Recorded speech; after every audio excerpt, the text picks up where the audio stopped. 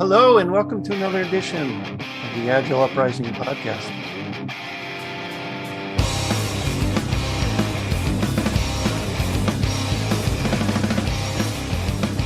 I'm Andy Cleff, and I am so delighted to have as my co-host tonight the one, the only, Colleen Johnson. Welcome back. Hey, thanks for having me back. I'm happy to be with you all tonight. Been way too long. You want to grab the baton, the speaking stick, and introduce our panels?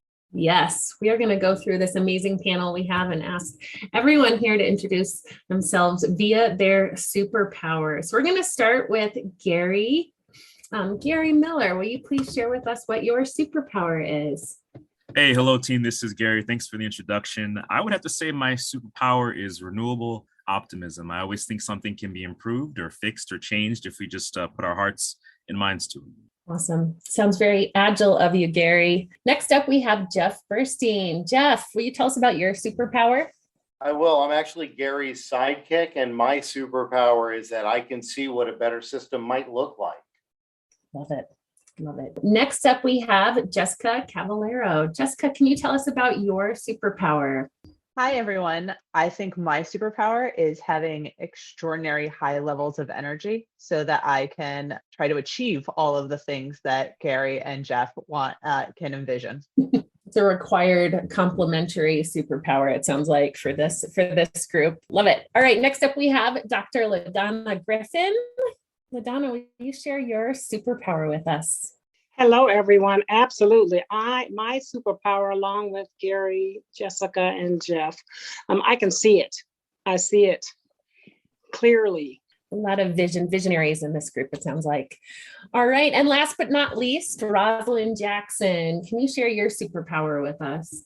Sure. Hello, everyone. I believe my superpower is empathy. So I can feel the pain of everyone going through those pain points as Jeff, Jessica, Garry, and LeDonna try to push us to see that vision and help us try to reach those goals.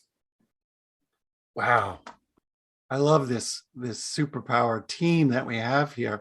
I'm not sure for DC Comics or Marvel what the equivalents would be, but we have as a common ground, and we'll unpack these backgrounds as we go, we're all agilists and we're all educators in our different ways.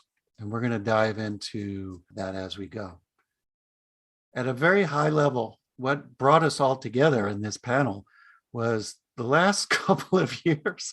I call it 2020, the trilogy that just won't stop. It's really brought to light the level of challenge that exists in the US educational system. And similar to the need for change that software developers experienced 20 years ago that catalyzed the manifesto for agile software development, maybe it's time to pull together something for agile in education. So our panelists here have a few ideas. We also have some case studies to share on how they're working to prepare the next generation to meet the challenges that face them. Yeah, and in thinking about those challenges, we took an agile approach to thinking through the vision statements for each of the parties involved in education. We got this group together to think about this in the format of how to build out this hypothesis for an epic with each of these personas. And we'd love to kick this off with what this means from a vision perspective for teachers and educators. I'm going to hand that over to Roslynn. Awesome. Thank you. Well, the bottom line is that we believe that teachers definitely have a need for more joy in their work, more joy of doing that classroom teaching relating to students. We know that we will have success in achieving more joy for teachers when teachers are staying in the classroom, when they're not a part of the Great Resignation, when their level of energy in the classroom increases, their involvement with students increase. We know that this will improve the number of teachers using and pulling agile methods into their classrooms, into their lessons. And we can see that and measure that hopefully through student feedback, student perception assessments, definitely student engagement. And again, the teachers are staying in the classroom, they're not leaving. Wow, I love that vision. Jessica, tie it into the students, the other side of the coin. Yeah, so a major part of the stakeholders in education are the students. And so we believe that students tend to be blocked by the traditional ways of education where it is a push-based system, and that when they are allowed to pull their own learning, they become intrinsically motivated and their natural curiosity comes out. We know that students will succeed when they are inspired and their learning can be personalized by themselves. So they get to pull happily and excitedly in agile friendly classrooms. They increase their community awareness, they increase engagement, and they become self-starters, refining all kinds of different skills that are necessary for them to go out into the world and be successful in any means of ways. We know that this will improve student engagement in education as the students are able to build collaboration skills, time management skills, 21st century skills. They're able to work their own Kanban, so they're doing their own project management. And this brings them overall happiness because they're not sitting in those traditional classrooms of the past. They're able to regulate themselves and personalize their learning and reach out into the world and grab those really meaningful lessons for them. And so this is what makes it special for our students. Oh, I love that. Yeah, pull-based education is such a powerful concept, especially when you think about that as a parent. I get excited about this, obviously, and I'd love to hear from LeDonna about what this vision looks like for the parents that are involved. Absolutely. We do believe that agile-minded parents that have positive relationship with their kids and teachers, the shared superpowers. When they're sharing that power, they might be willing to share a podcast with the teacher if the contents were user-friendly for the teacher, and inviting the teacher to a lean coffee with other teachers using Agile in the classroom. When that power is shared between parents and teachers, parents are more willing. We all know that parents are truly the first teachers.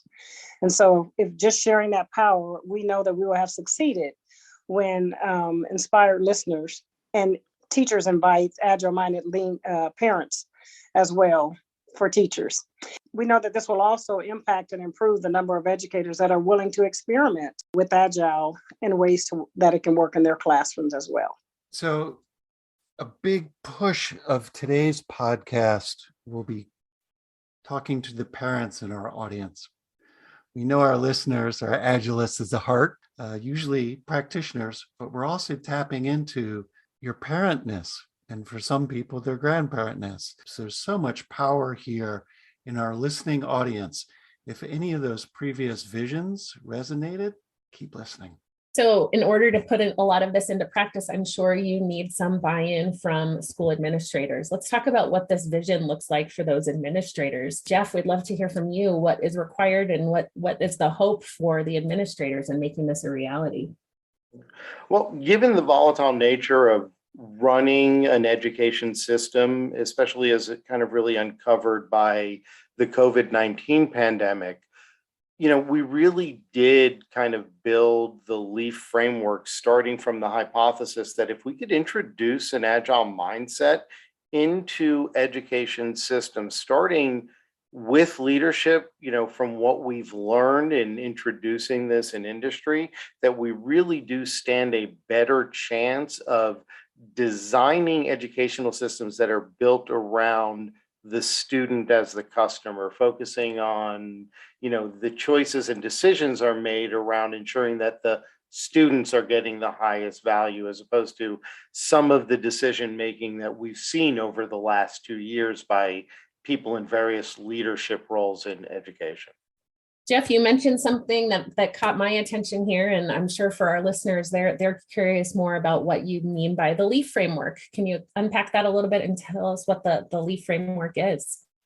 Yeah, from a very high level, the LEAF framework is essentially an approach to scaling agility within the context of educational institutions. It was born out of the feedback that we got 2 years ago as we started talking agility in the educational sector. There was this visceral response to, well, we're not building software, we don't sell a product, we do this other thing. And so with the intention of kind of overcoming some of the obstacles that we've been, kind of wading through for the last 20 years and doing agile transformation in the, industry and in government. Our approach was, hey, let's go back to basics. Let's identify some of the core things that any agile organization needs to be good at. And now let's build a scaffold that will sound more familiar and be more comfortable for educators. And so that is the learning-educational agile framework, simply a scaling framework to bring agility into the educational sector, from the classroom all the way up to, Secretary of Education for the United States of America or the UN or the galaxy, whatever.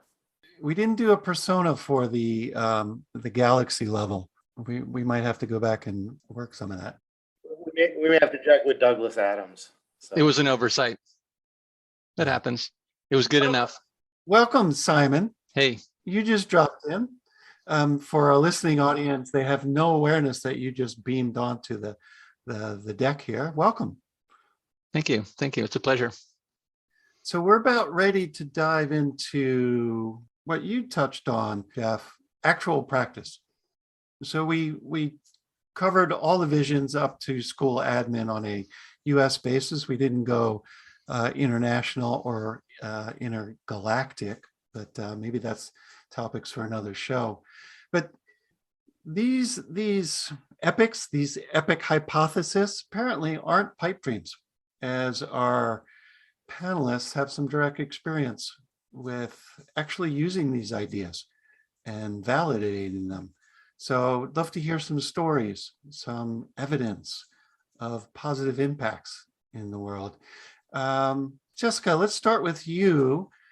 Give us a little background on your journey, how you got here, before you dive into details of your classroom experience.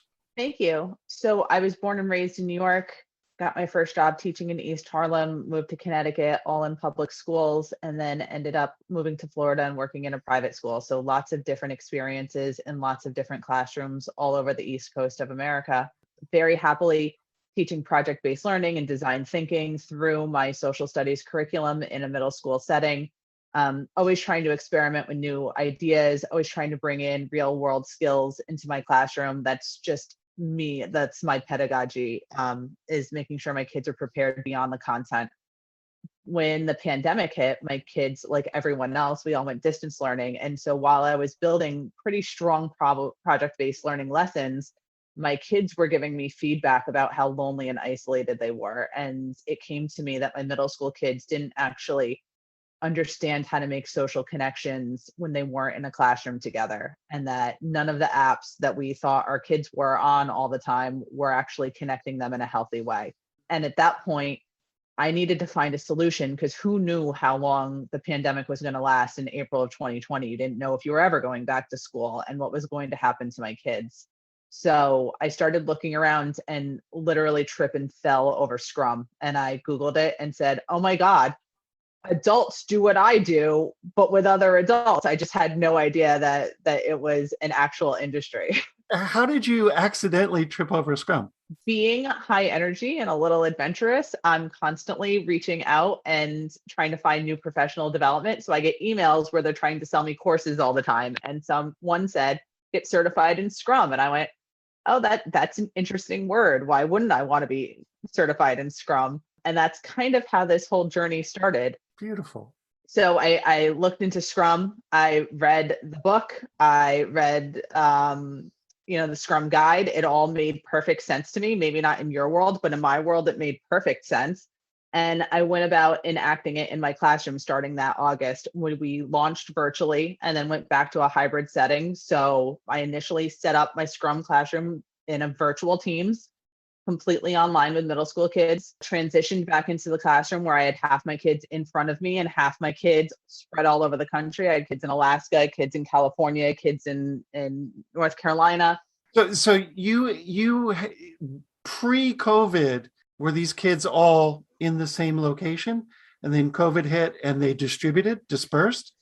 Yes, all for different health reasons and different just the parents' lifestyles. They said, if there's going to be a pandemic, I'm going to go live in the wilderness, which is not a bad idea. Colleen, you and I have experienced many development teams that did the same thing. You mean I don't have to commute to the office? I can live everywhere? Yeah, I'm gonna go buy that lighthouse, right? And move in. So tell us, so that was August, and then how long did this experiment run?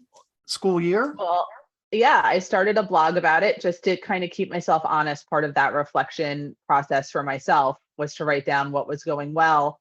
My kids were taking off. It was incredible. My kids started with social contract theory, studying, philosophers in the 1600s, and were making real life connections to the modern day world while working in virtual teams and running their own Kanban boards.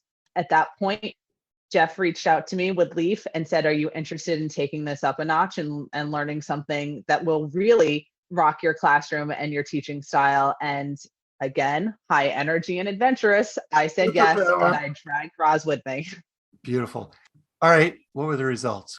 They were incredible. You tested it, you shipped it. What did you learn? That when you take the constraints off of students, they can do anything. And you intrinsically know this as a teacher, but when you really take the constraints off, it was incredible. So through a year of doing this, at the beginning, it took them about 2 weeks to break down a project into a Kanban board. By the last project, they did it in under a day. They broke out a 6-week program in under a day and built their tasks and their stories and everything. My students didn't need me anymore. So, I went from a teacher that was constantly involved, and I would go around and ask my kids in small groups what they needed from me, and they'd tell me to go away, that they were busy. Their end of year project, they built their own interactive, hands-on, both in person and virtual American History Museum that was geared towards middle school students. So they all picked their own specialization topic and then all built exhibits both in person and online. So everyone got to engage with it. And they didn't need me and they didn't want me, which is so sad as a really engaged teacher, but such a prideful moment in that these kids really took off. And, American history is not all fun and games. There's tough parts, there's empathy, there's relationships, there's a lot of building within that. There's so many skills in learning real history. And those kids did a phenomenal job and were really able to, we built out user stories of what does a middle school student want from a museum. And so instead of building these, giant cases of text like we see in adult museums, they were like, no, we want no text. So we had everything from dioramas. We had a girl that reenacted like a talk show, like Jerry Springer show with the fight of World War I, like the initiation of World War I. They really brought it to them and then expressed it out in a way that would appeal to their own age group, which made it a really incredible learning experience. Oh, that's incredible. Okay, so to that, I would actually say, if we were to put it into the context for our Agilist listeners, right, what we did with these 8th grade students is we showed them, hey, here is a context under which you can now self-organize and actually manage your own work as organized teams operating in this Scrum framework. Allow them to do it for a little bit. And then we really turn loose their educational potential by simply shifting them over to a flow-based system and getting out of their way. Beautiful. Well, it makes me so happy to hear all of this about Kanban and the students pulling and organizing their work in a flow, in a flow-based system like this. It's really incredible. I had the opportunity to do some of that during COVID, unfortunately or unfortunately, depending on how you look at it, at home with my kids too. And I can relate to some of your excitement around it, Jessica. Took some pressure off. Roslynn, I would love to hear a little bit about your background. I know you have a similar case study to this that is a different part of the classroom, and we'd love to hear about your background and journey first into how you learned about Agile and how you decided to apply it for your classes. Okay, great. I got into teaching a little bit differently. I was a lawyer first, and I hated billable hours, and so I switched to teaching. I taught kindergarten and first grade for 1 year. Little ones aren't my gift, so I moved to middle school, and I've taught all grades in middle school, 6th, 7th, and 8th, but science was always my area. With this project, similar to Jessica, COVID threw everybody for a loop, including me. I was one of those teachers that was, quite frankly, looking to get out of the classroom. And Jessica came to me at the beginning of the year when she first stumbled upon Scrum. And mentally, to be transparent, I just wasn't there yet. I was freaked out by COVID and I was looking to get out, but I stayed. And because I wanted to figure out how to make it better for the students. When you're there and you see them going through it, you're like, okay, how am I going to do this? Just like Jessica, I was a project-based kind of teacher. Always wanted to make it fun. I wanted to make it interesting. And that is a challenge to be able to figure out in the world of COVID and separation and plexiglass and all of that kind of stuff. So I like a challenge, and that was the thing that helped me to stay. What made it better was after Jessica got with Jeff, she was like, hey, you got to try this. And just like Jessica, I am all for anything that is going to benefit students. And the crazier, the better. Let's try it. So I jumped all in, and I've never regretted it since. My case study involved the students actually creating their own science unit from start to finish. So the unit that they had to teach to each other was about rocks and minerals. And they had to create it, they had to relate it to the real world. So they had to make sure that they created the lesson. They asked certain questions. The most important part was, though, they had to create a hands-on lesson to be able for us to apply their real world application. And then they had to come up with an assessment. The cool thing about this was, again, I didn't get the question that all teachers get, why do I need this? The question was there. So once we started applying agile methodologies in the classroom, I never got that question anymore. And similar to Jessica, when I would go around to the different groups that would do this, because among the 6 periods of classes that we had, there were about 4 to 5 groups in each class. So each one of the teams or groups in each class had to come up with their own unit, their own labs, their own assessments. And when you're going around to these different groups to ask them, hey, how are you guys doing? Just like Jessica, I got the looks like, Ms. Jackson, can you please leave us alone? We got it. And usually when I do the rocks and minerals unit, among those 6 classes, I can get them to cover maybe 1 or 2 labs at the most, and 2 labs are for the high flying classes. This time when we were done with that activity, I had about 30 different labs. And so they did everything from some of the traditional stuff that you'll see if they YouTubed it, where they're melting the crayons to show the different things. Some of them had us do salt scrubs. One group had us actually create granite kind of countertop tables because that's how they used it in the real world. So we're actually doing construction in the classroom. So whatever they could come up with, my limitation was, as long as you don't blow the school up and you don't get me fired, let's go for it and see what happens. And they went for it, and it was amazing. They controlled it. They were harder on each other in the assessments than typically we are. And the level of creativity was something that I had not seen, and I've been teaching for almost 20 years. It was amazing. That is amazing. And it's so interesting to hear that the side effect of empowerment, right, for the students is that they're more engaged, they're more excited, in both of your stories, and yours and Jessica's. It's, what we hope to see when we're doing this with software development teams, but even more exciting when you think about how that translates to the education experience for the student. It's amazing.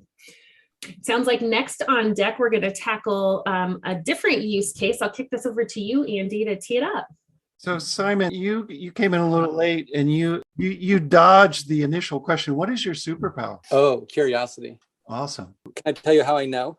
Yes. How do you know? When I was a kid, I thought that if basically people were conspiring behind my back to annoy me, because everyone that I could remember at one point asked me the question, why do you ask so many questions? So that's my hypothesis. My hypothesis is it's curiosity. So we got a little bit of your background, childhood. Fast forward a little bit to your recent working experience, both in education and Agile, and tell us your background. Sure. Yeah. Let me give you like the 60-second background. Like Jessica, I was trained in progressive ed, sort of foundationally at progressive boarding schools on the East Coast. Wonderful chances to lead and learn. And I graduated from independent schoolwork right around the time that COVID hit. I got invited to do other work that was just too tasty to turn up. And let's see. Yeah, so I guess the thing that's relevant here is, while I was an educational leader, I was one of those leaders who believed that authentic leadership looks like servant leadership, which is to say that I needed to practice the craft of teaching while I was running the school. And so mostly I taught econ and new ways of working known to your audience as Agile. But I continued to stay involved in schools as a board member. And I should say, while I was head, I also served on the New York State Commission on Accreditation for the NICEACE organization. So I got like a deep bath in accreditation and sort of education standards. Yeah, and so now I sit on a couple of boards of local schools and have a ton of fun. Fun combined with curiosity, very important. Yes. Tell us a little bit about working with the admin team as you introduce this concept. Yeah, for sure. So, the thing about educational leadership is you want to believe that you're in a complicated decision environment, but it's not. It's actually profoundly complex. And so you spend as a leader a lot of your time pretending to know things you can't reasonably know and convincing people that you know more than you do. And so because that's just really hard to do in a sustained way and have it not feel inauthentic or just too difficult to manage, visible ways of working that Agile promotes just make school a joy, because sort of as a board member, the work of the board becomes visible. And so you hold that in common with the admin team. And when you can create that transparency and visibility from leadership about what the real direction is, what the value stream is, things just get way easier. And so like we're collaborating with several groups of administrators now, school leaders. And it's a hoot to work with, senior leadership, heads of schools, administrative teams of school, senior leadership teams. And to see them get geeked about visible work and just how much turbulence comes out of the system when the work becomes visible. So you've taken Scrum or Kanban and applying it to the board of directors or the school admin. Yep. And putting in place all the generally accepted best practices for any of these frameworks of plan, commit, review. Yep. Plan, review, commit. Fantastic. Yeah. And the funny thing about schools is they're usually and quite explicitly, although sometimes allegedly, about learning, institutions that are there for learning. And yet sometimes the adults don't quite apply the same standard to the students that they would encourage the students to have for themselves. And so Agile is just a way for everyone to just like eat their own dog food in a really servant leadership-y sort of way. So it's like it doesn't need to be heroic. It just needs to be, human and funny and loose. That's a wonderful segue to the next topic. These stories are amazing, and hearing the side effects of putting these Agile practices into place for all different parts of the school is super exciting. It's got me wondering what happens next, right? What do you look for in an organization or a school or an environment to say this organization's ready for this? In Agile, we refer to it as a definition of ready, but I'm sure that finding these opportunities where things aren't going well, probably just like in software development, is probably not too hard, unfortunately. So what do you try to seek out when you're finding the right places to try these experiments? Jeff, you want to go first, or Raj, you want to go first? Yes, if I can, just like for teachers, if that's possible. For teachers, I think a definition of ready is definitely being willing to try. If you're at the end of the rope, you're frustrated, you're burnt out, you're like how I was, you're thinking about leaving, even if you're not out of the classroom yet, but it's in the back burner. Should I quit, especially at the end of the year right now? What am I going to try? The kids are crazy this year with their behavior. How am I going to get them back in control? I used to have classroom management, but now after COVID, they don't know how to act in class. All of the different things that we all go through. I believe that you are ready to try an Agile type of framework in your classroom. What I would caution against, though, is that it's not just one more thing to learn for teachers. Teachers already are burnt out. We don't want to do another 2 or 3 days of professional development where you learn this new thing and you throw everything out before that you learned. I don't believe that's what agility is. That's not how it worked for me. I still use similar lessons. I was a teacher that never used the same lesson every year anyway. So you still have that same core, though. If you have that same capstone project, you still use the similar lesson.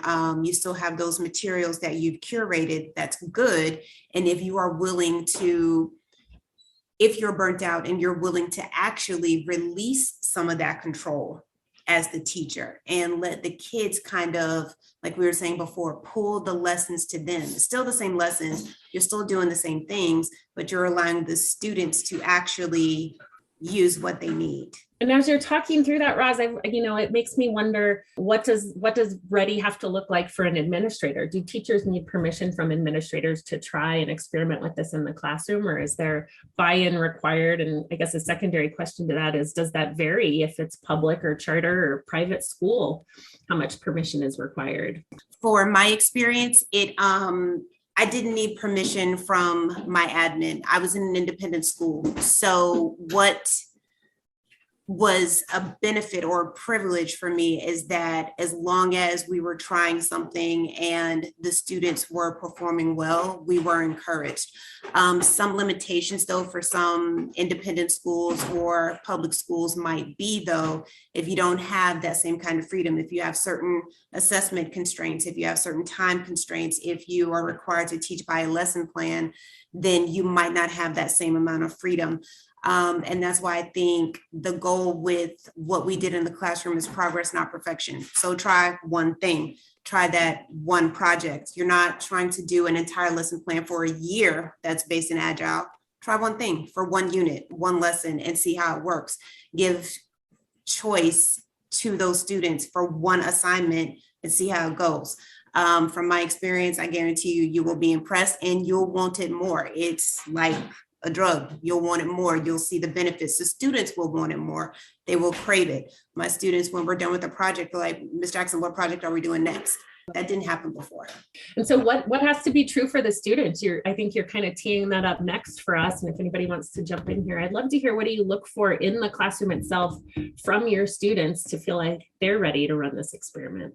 I'll just jump in real quick. And I would say for students and for parents alike, is you just have to be unwilling to be at the whim of the current systems and just start asking for something new, right? The traditional ways of doing education are not going to help us catch up when they've barely had us keep pace.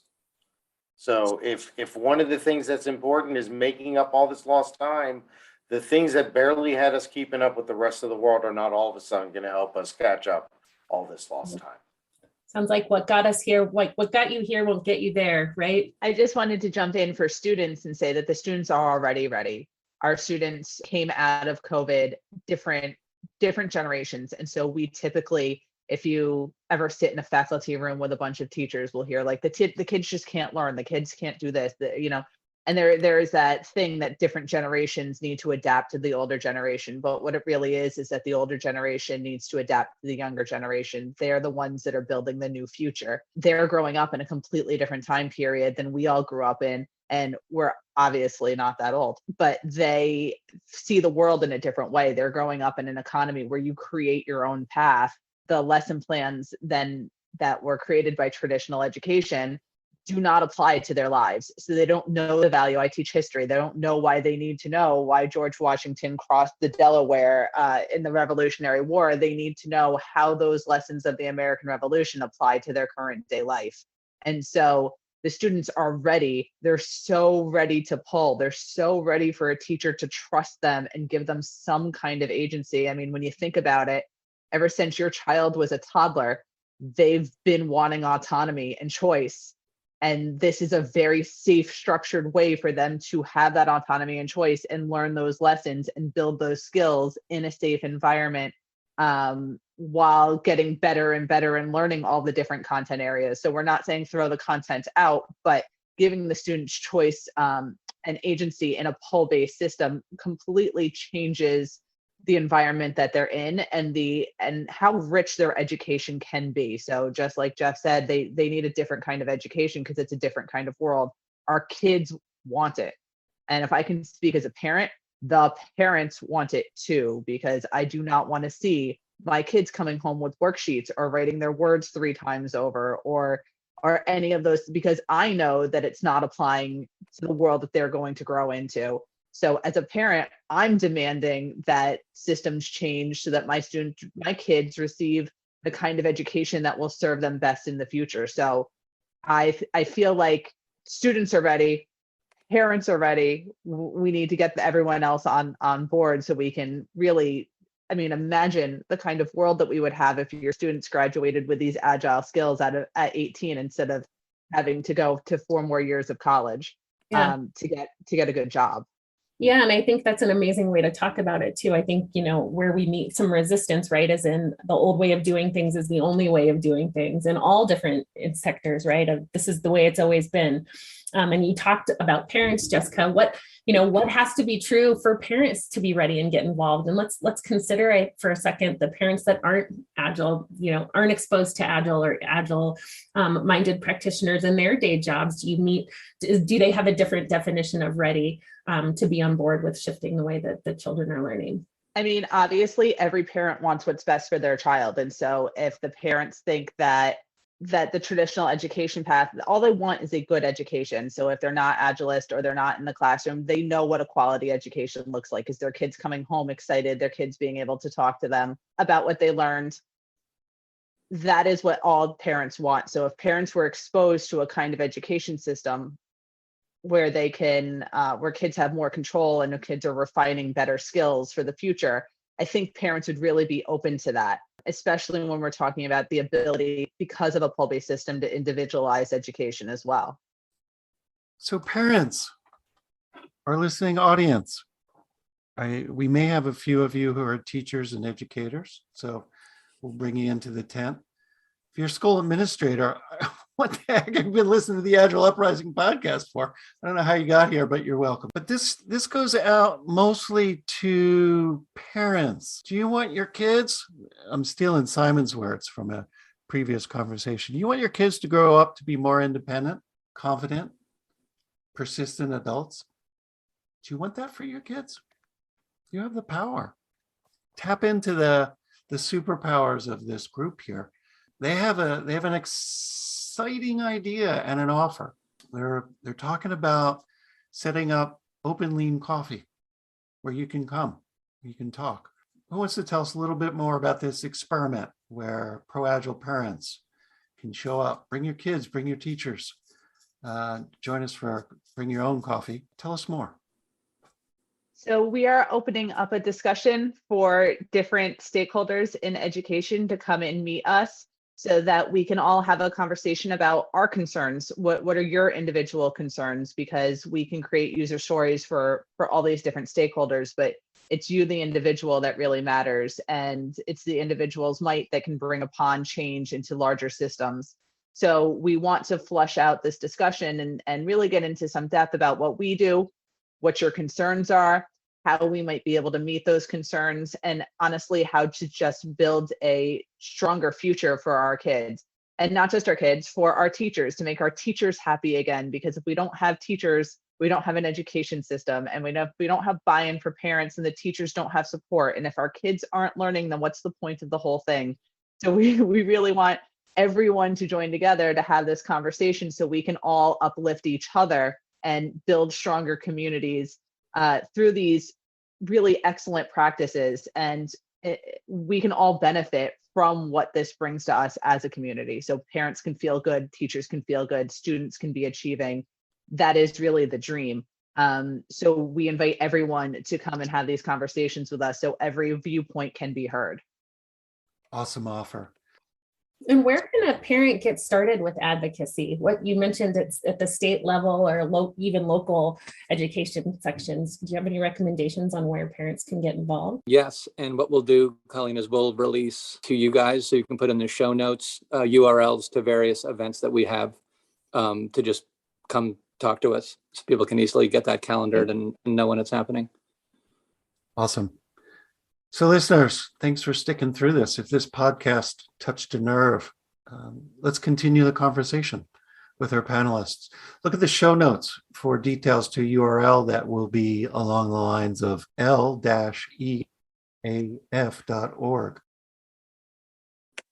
Can I just say one real quick thing? So the event that we do, the team event, is called WeMob, WEEMOBB. Agilists will know all about mobbing, and we is like, well, obviously small, but it's also the big we and the we of having fun. And so that's the thing that we invite people to come to. We have several a week, different times. So if you want to get your mob on or find other mobsters, we'd love to talk to people who are so inclined. Awesome. Again, take a look at the show notes. We'll have all the details. We had in our outline the idea of talking about Agile in education values and principles, but we're going to have to save that for panel podcast number 2. Thank you to the panelists for sharing this idea about new ways of working, not just in the U.S. educational system, that will help prepare the next generation, but even much larger. Colleen Johnson, thank you, my friend, my co-pilot. It's been far too long between conversations. You got some irons in the fire? I do. I'll be in London in May teaching Agile metrics for predictability with Pro Kanban. So I'll be there with Dan Vacanti and Pratik Singh. And then speaking at Lean Agile London on May 23rd. I'll also be in Nashville. So I'll be in Nashville for Agile 2022, talking all about different frameworks. So would love to see some of you in Nashville or in London. Well, I'll see you in Nashville. Well, listening audience, if you enjoyed this episode, give us a review, a rating, leave some comments on the podcast platform of your choice. It really helps others find us. Also, share it with a teacher or, play it out loud at the next board meeting. Just take it over, get your stage time. If you'd like to join the discussion, share your stories about how our formal educational system failed you, just like it did me. Join our Discord server. That's at agileuprising.com. You get a link. And finally, support from listeners like you help us cover our hosting and podcast costs. See our show notes, how to become a patron. We'll send you some awesome swag that Jay loves to create. Until next time, this is the Agile Uprising podcast, signing out.